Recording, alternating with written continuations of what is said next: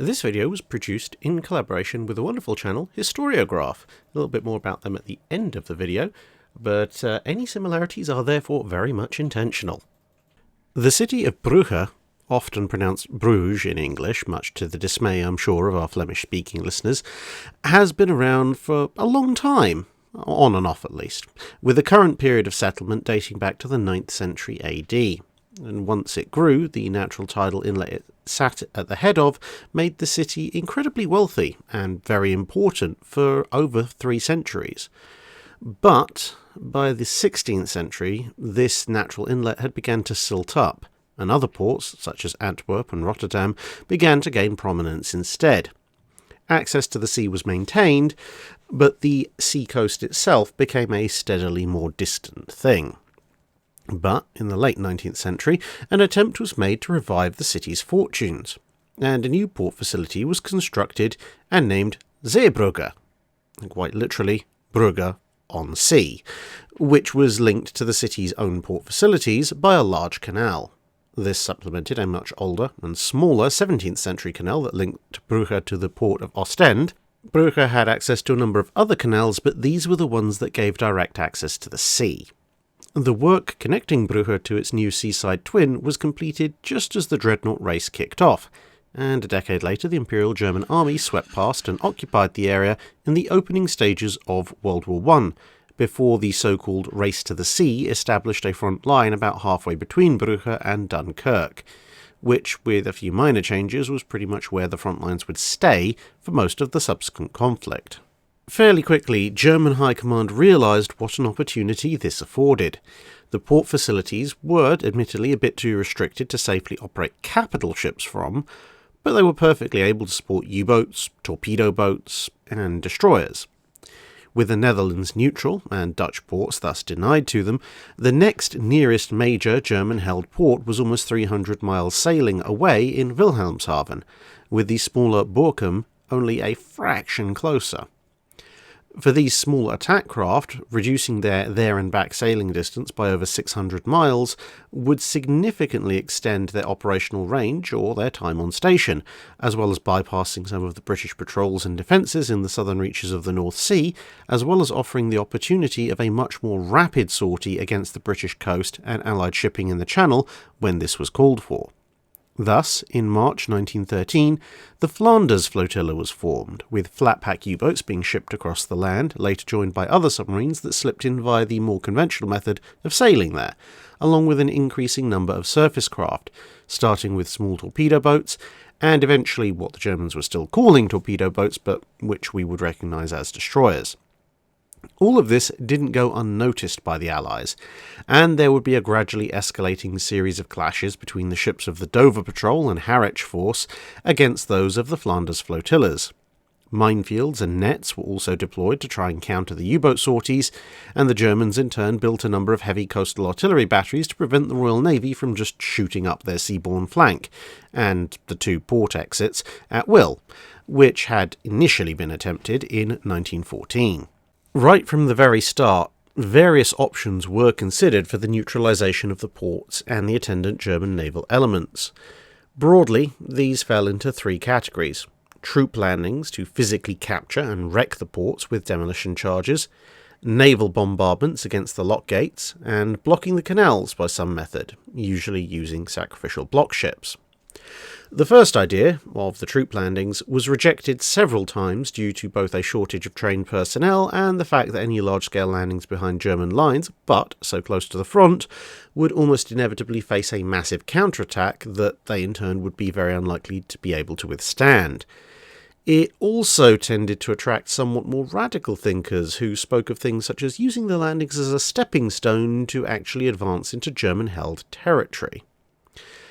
The second idea, bombardment, had some merit but ran into a catch-22 situation. The destroyers and cruisers available didn't have the firepower, and the monitors, whilst having the firepower in spades, were vulnerable to counterfire from heavy artillery, which was present in a number of German coastal fortifications, especially since, in order to ensure accuracy, the bombardment would have to take place at relatively low speeds, or possibly with ships even stationary and anchored. and at relatively close ranges, unless you wanted to be hanging around for hours and hours correcting the fall of shot. Ships big enough and tough enough to carry out the mission did exist, but they were all in the Grand Fleet and thus not available for this kind of close inshore operation. A couple of experimental bombardment missions were carried out anyway, using smokescreens to shield the monitors from the shore batteries, and using spotting aircraft to report the fall of shot to the obscured ships. But whilst a few random vessels and some U-boats were destroyed or damaged, the actual port facilities remained essentially intact. The last idea, that of using block ships, ran into the simple fact that any ship that was old enough to be considered expendable, and large enough to be a meaningful obstacle, was also likely to be completely shot to pieces before getting into a position where its sinking would be of any benefit to anyone. But in late 1917, Admiral Jellicoe received new sets of proposals from both Admiral Keyes in the Admiralty and Admiral Bacon of the Dover Patrol. He looked at them, considered them, and then ordered the two ideas to be combined.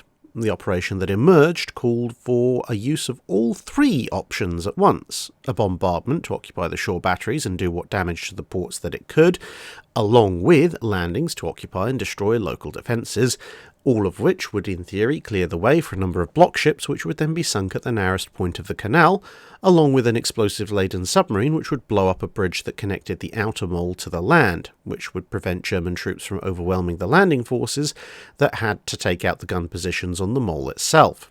These gun positions consisted of a mixture of medium-caliber guns, up to 5.9 inches in caliber, along with anti-aircraft guns, machine gun nests, fortified blockhouses, a submarine shelter, and a seaplane base.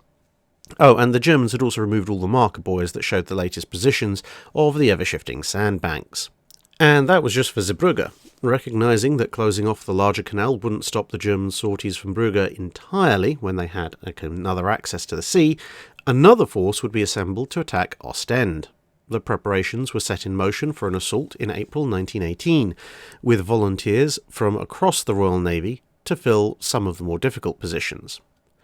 The fleet assembled was considerable. The Ostend force, which we'll have to consider in another video, included a pair of old Apollo-class protected cruisers turned into block ships, HMS Sirius and Brilliant, along with the destroyers Tempest and Tetrarch to escort them, the monitors Marshal Soult, Lord Clive, Prince Eugenie, General Crawford, M21, M24, and M26, with the destroyers Mentor, Lightfoot, Zubian, Lestin, Roux, and Bousclier in escort, the last three, as the name might suggest, being French, plus the destroyers Swift, Faulkner, Matchless, Mastiff, and Afridi to maintain a cordon. 28 smaller craft were also included for general duties.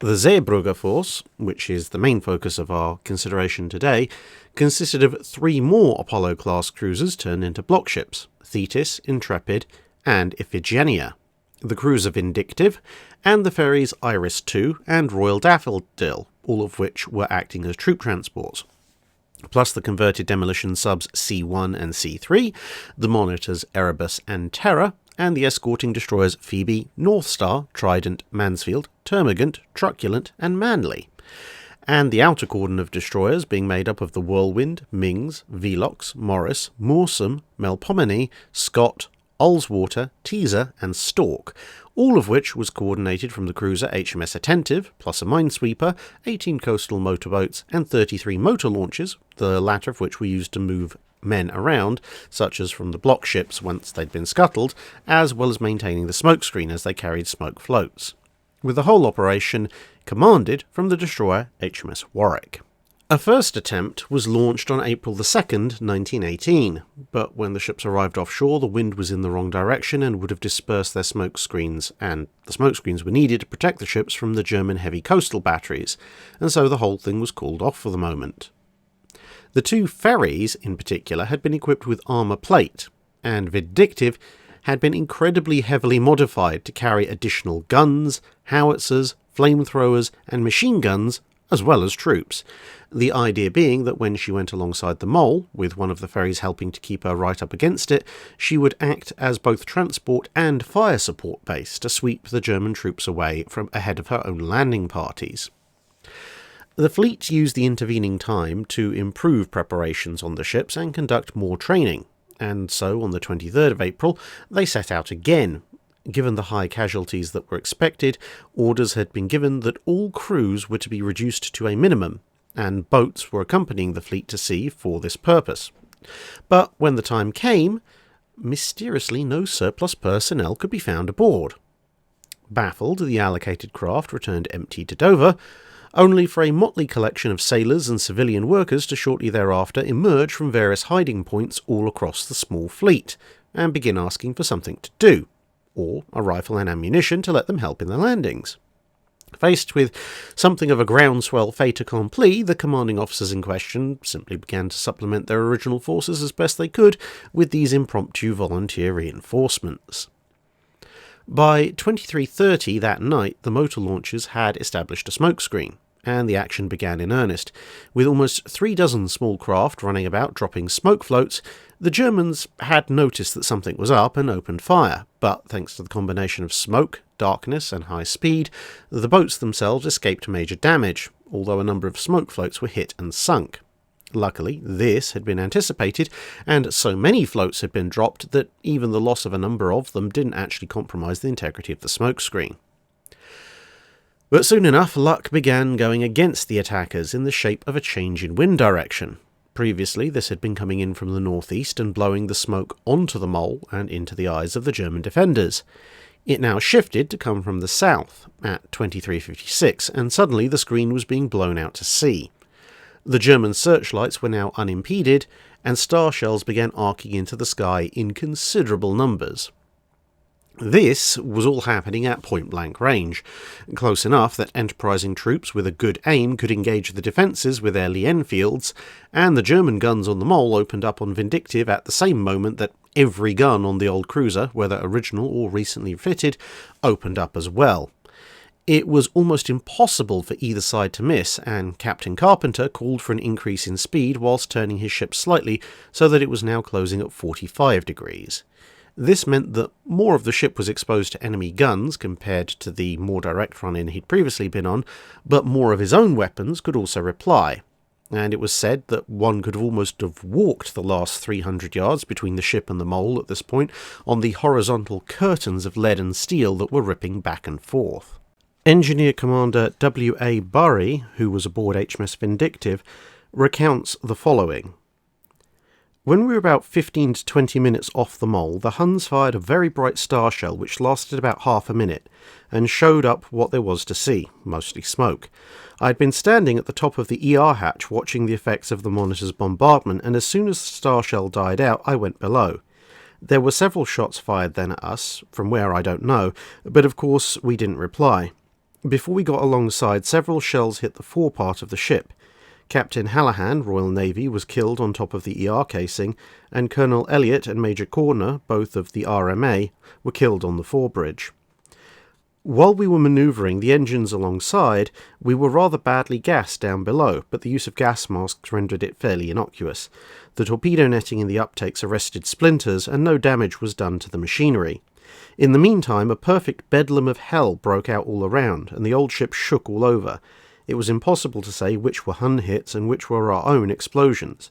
Our pom-poms barked away merrily for a while and then stopped, all the crews having been wiped out, as were also the crews of the 7.5-inch howitzers. Not so the 11-inch howitzer on the quarterdeck, however, which got off 36 healthy rounds into the inshore battery. Captain Carpenter conned the ship in from the foremost flamehouse, and had just left it when it was riddled with shrapnel. The Daffodil nosed us in against the wall and held us there and discharged her marines into us. The Iris went ahead of us and tried to secure to the parapet with grapnels. Almost an impossibility on account of the motion alongside. Bradford climbed the spar and, taking the grapnel in his hands, he jumped onto the parapet and secured it. All the time he was being shot at, the bullets striking the funnel behind him, and those below warning him to slide down. He took no notice and was shot dead just as he reported secure to Gibbs. The grapnel broke away with the motion, and Hawkins did exactly the same thing, and was also shot. I had made a plasticine model of the mole, harbour, forts and lock gates, etc. for general guidance, based on aerial photos and confidential plans. Also a larger model of the portion of the mole which we were to go alongside, showing supposed guns, etc. And so as soon as the engines were finished with, I meant to dash onto the mole to see how it tallied. When I reached the upper deck, I found the brows nearly all shot away and the crowded Marines falling down on their faces all around me, so that I was much too frightened to look for a ladder, but directed my attention to business on the upper deck, where there were by now practically no officers, all of these being forward except for one lieutenant. Commander E.S. Osborne, a gunnery officer who'd been responsible for adding 4 6-inch guns, an 11-inch howitzer, 2 7.5-inch howitzers, 5 2.5-pounder pom-poms, 16 Stokes mortars and 12 Lewis guns to Vindictive's arsenal, was also aboard the ship as it went in. As part of a larger account, he mentions just how many near misses he had, saying, "My luck was in, escaping with only 3 bruises, one on the chest, one on the left arm and one on the heel, plus a small cut on the face, but one shell burst right in my face. My steel helmet was near as a touch penetrated by the right temple, my goggles were shattered, gas apparatus shot away, 1 clean shell hole in the right lapel of my coat, 1 clean shell hole in the left arm of the coat, and another clean shell hole in the right heel of the boot." Indeed, the men on the exposed decks were dropping like flies. More were coming up to replace them, and more still to replace those once the reinforcements were in turn hit. Vindictive was being practically eroded from existence as whole chunks of her superstructure were being blasted away. The Lieutenant Colonel of the Royal Marines and the captain of the naval landing parties, the leaders of the troop assault, were both killed at this point. But at this kind of range, the ship's nature as a protected cruiser actually came to its aid. Firing basically horizontally, the German shells couldn't get an angle sufficient to penetrate its turtleback armoured deck, and so neither the ship's steering nor its engine power was impaired. That didn't stop them from trying, though. Stoker First Class W.J. Maxey was shoveling coal when a huge crash sounded above him. He looked up to see a gaping hole above where the deck plates had previously been, and would later remark, "Not many stokers have the benefit of a view of the night sky when they're doing their work." But after a brief shrug, he went back to his work undeterred. So undeterred, in fact, that decades later he'd be landing on the beaches of Normandy on D-Day. But that's another story. More immediately, the Vindictive crashed up against the mole. Unfortunately, her course change meant that she'd hit about 300 yards further along than her intended point of impact. This limited what guns she could bring to bear in support of the men, who were trying to work out which landing ramps were still intact after German gunfire and the grinding impact had finished with them, and as it turned out, only 2 ramps were still usable. But the Daffodil and the Iris came steaming in behind the old cruiser and dug in their bows to force the hull hard against the mole. Grappling anchors were sent out, and the landing parties began to disembark. Whilst the ship's own guns were restricted in their support capability, the new position also took it out of the view of most of the German defensive heavy guns. The troops aboard the 2 converted ferries began swarming over the bows of their ships onto Vindictive and thus out onto the mole, finding a couple more ramps along the way to expedite the disembarkation. W.W. Childs was manning one of the Lewis gun positions. In the lead-up to the attack, he'd noted that I built a sandbag emplacement for our Lewis guns, which without a doubt saved our lives. To separate these, I had a 3/8-inch zinc plate between the guns, so that in the event of a shell bursting and putting one gun's crew out of action, the other gun's crew may be able to carry on. This proved to be a wise decision, as around about 11:55 p.m. he noted, "The Germans had evidently smelt a rat, for suddenly a star shell lit up the sky, followed by others shortly after. No sooner had the second burst that the enemy scored a direct hit on our aft funnel, practically blowing it to pieces. It seemed like hell let loose. The shrapnel and pieces of funnel caused havoc among the men, and the air was full of the cries of the wounded and dying. The Huns were hitting us with every round they fired. At this time my sandbag dugout was demolished by 2 shells that hit us, taking away both sides, but not touching the front. These 2 shells wounded 7 of us, myself only slightly, and only one of our crew not being wounded, this being A.B. Lodwick of A Company's Lewis gun. Having put an improvised tourniquet on ordinary Seaman Ryan, my number 4, I looked round and found ourselves alongside the mole. What a huge wall it looked. At this time I was knocked silly by a .303 bullet, which struck my tin hat and, cutting its way through the rim, parted one of my puttees. A lucky escape. I soon came to my senses again, through hearing someone shout, "Over the top!"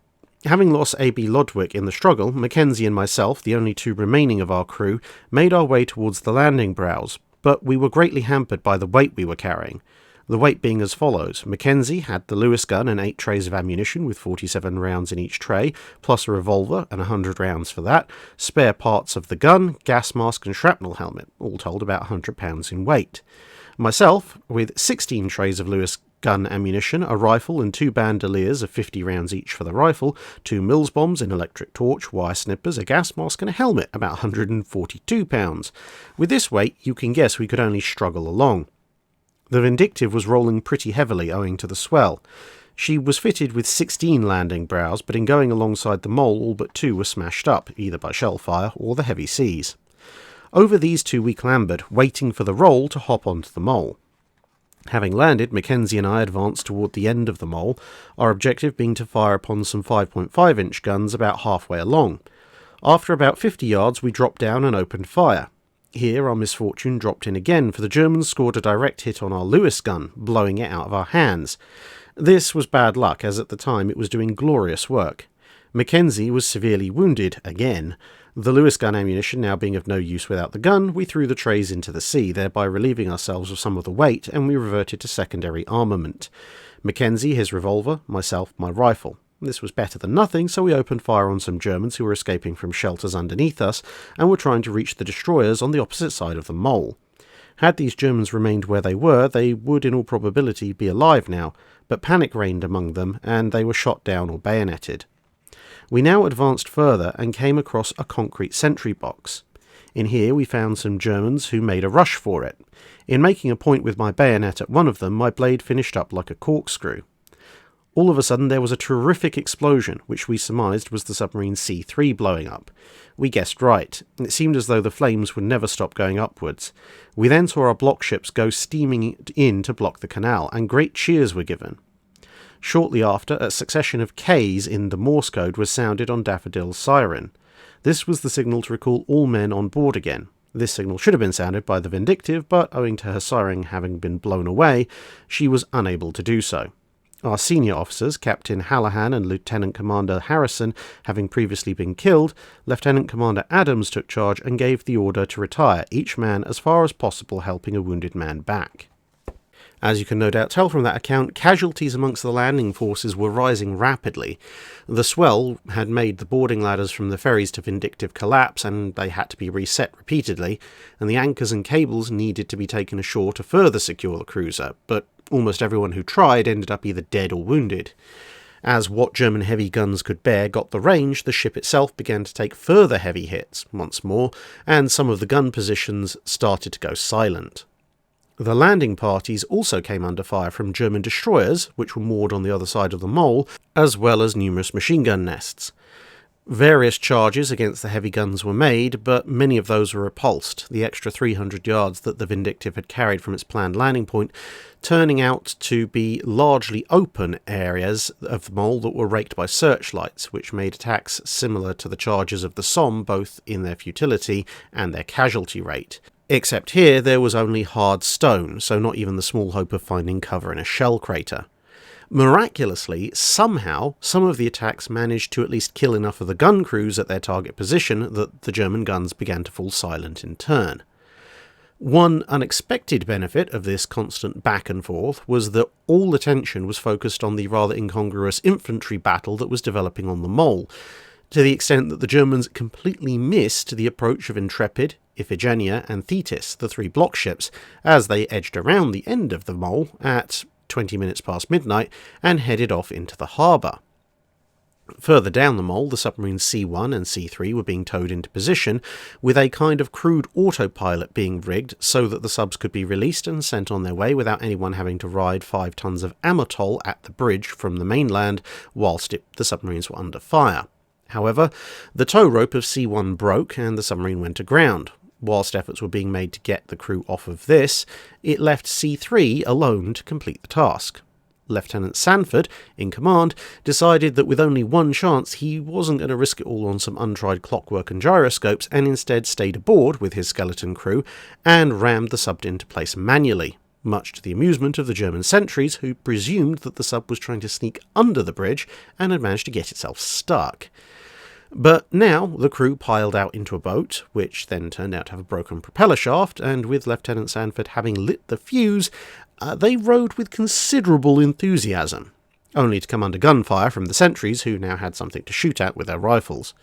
Several men were wounded before the submarine detonated, shattering the bridge and sending a large chunk of it pinwheeling into the air, which the fast-rowing crew recalled seemed to have as much to do with the sudden cessation of gunfire as the explosion itself, as they saw several sentries, faces illuminated by the flames, lean back as they watched the several dozen tons of iron and masonry complete a graceful ballistic arc before smashing into the sea.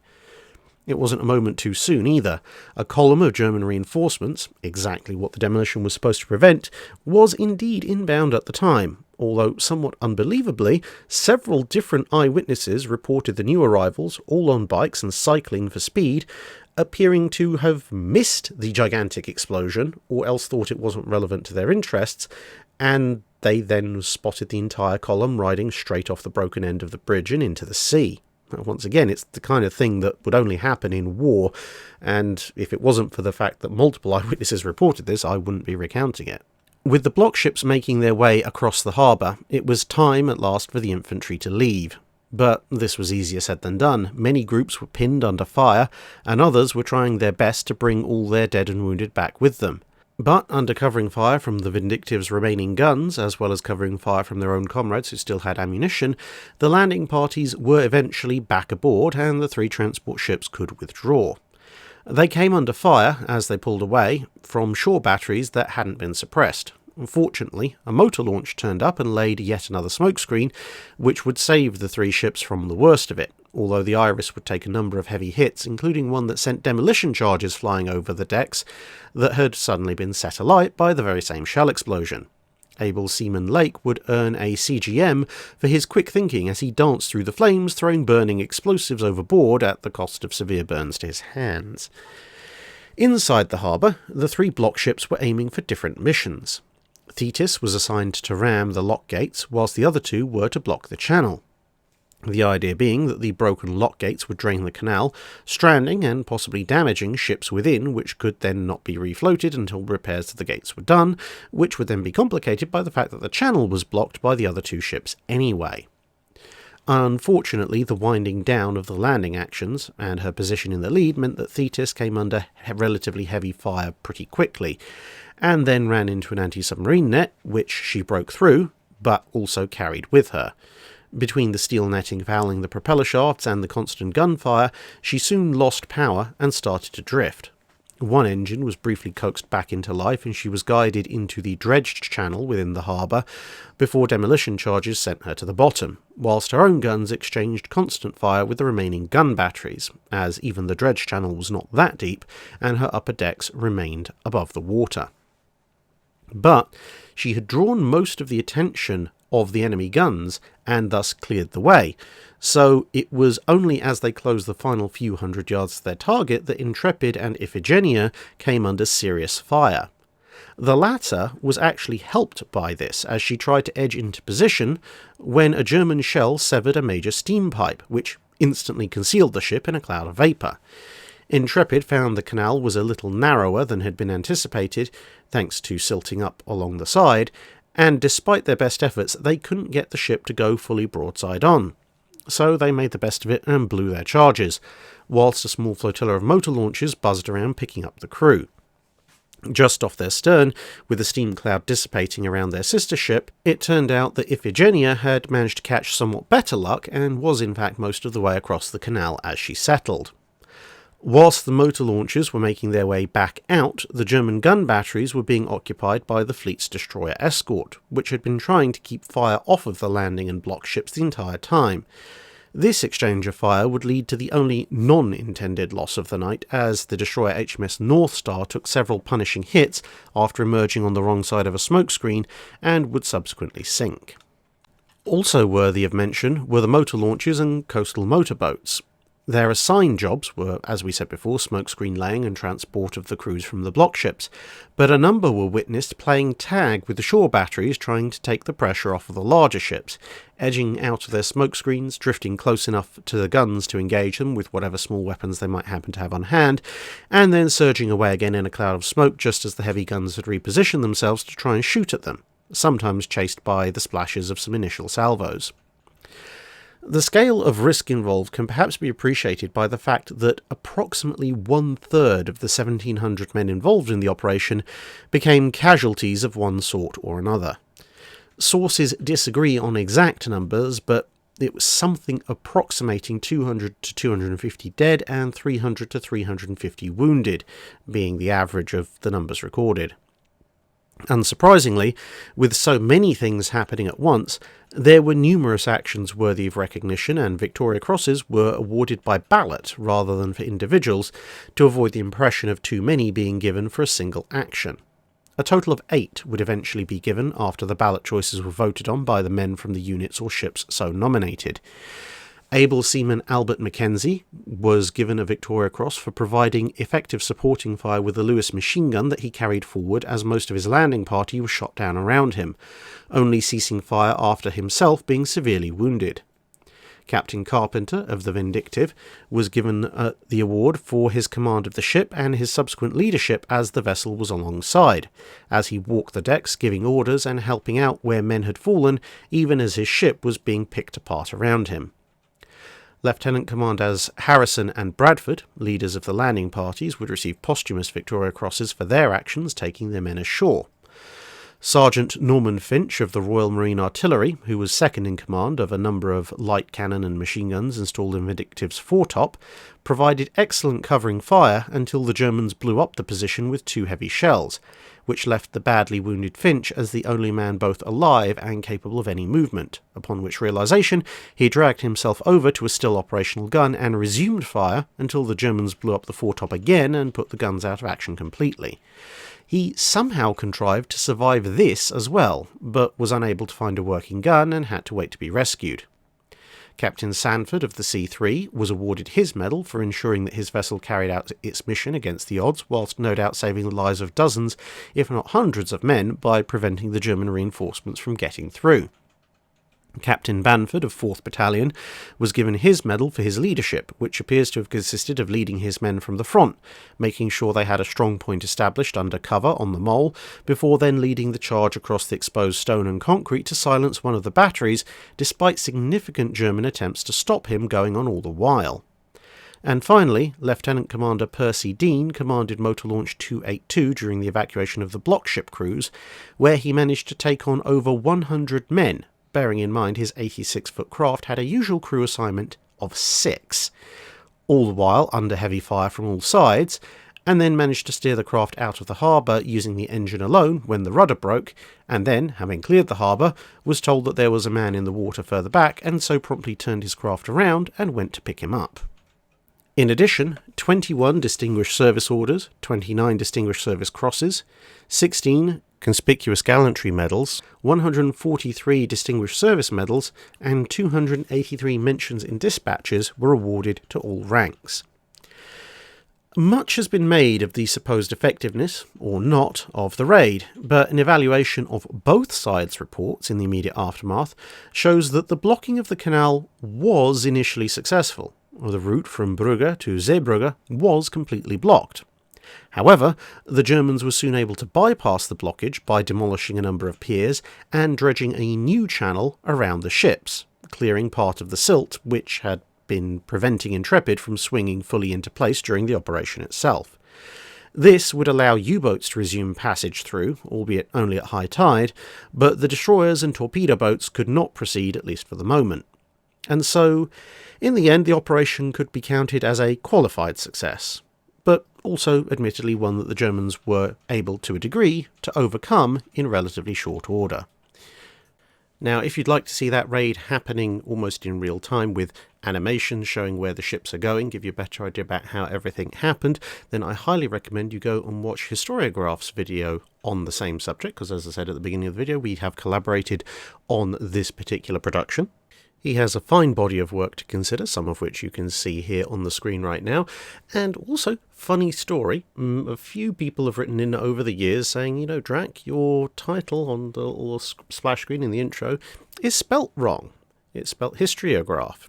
Well, this is the channel that is kind of the reason for it. Back when I was setting up my channel, Historiograph here already had his channel going, and I didn't want to be seen to try and step on toes by adopting the same spelling, so I adopted an archaic 18th century spelling. It means the same thing, but it is obviously visually and linguistically slightly distinctive.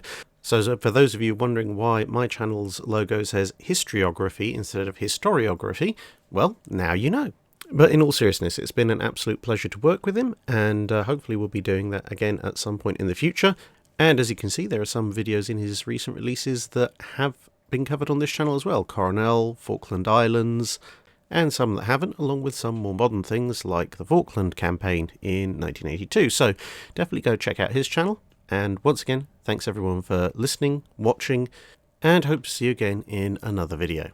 That's it for this video. Thanks for watching. If you have a comment or suggestion for a ship to review, let us know in the comments below. Don't forget to comment on the pinned post for dry dock questions.